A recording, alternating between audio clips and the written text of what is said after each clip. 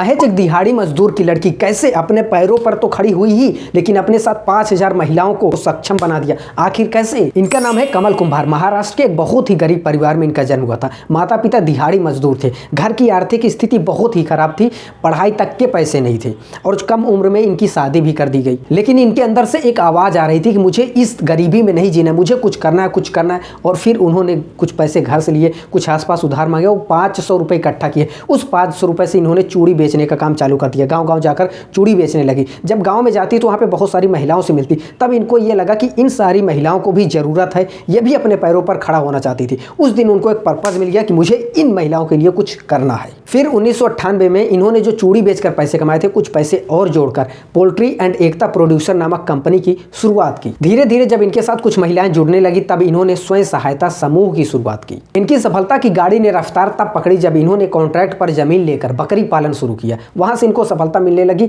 और इनकी सफलता को देखकर बहुत सारे गांव वाले इनसे प्रेरित हुए। जो सिर्फ खेती पर डिपेंडेंट रहते थे, अब वो भी बकरी पालन का काम शुरू कर दिए, क्योंकि कमाई का एक और जरिया उन लोगों को मिल चुका था। 2017 में यूएनडीपी, नीति आयोग और बाद में फिक्की ने भी इनको सम्मानित किया। आपको जानकर हैरानी होगी कि आज 5000 महिलाएं इनके साथ जुड़कर अपने पैरों पर खड़ी हैं। और इसी साल 2022 में रामनाथ कोविंद ने इनको नारी शक्ति पुरस्कार से सम्मानित किया। सीरियल एंटरप्रेन्योर कही जाने वाली कमल कुंभार इस बात का जीता जागता उदाहरण है कि आदमी कहीं पर भी जन्मा हो, पैसे की दिक्कत हो, रिसोर्सेस की कमी हो, कुछ भी हो, लेकिन अगर उसका हौसला बड़ा है, उसके इरादे मजबूत हैं, तो वो कुछ भी कर सकता है।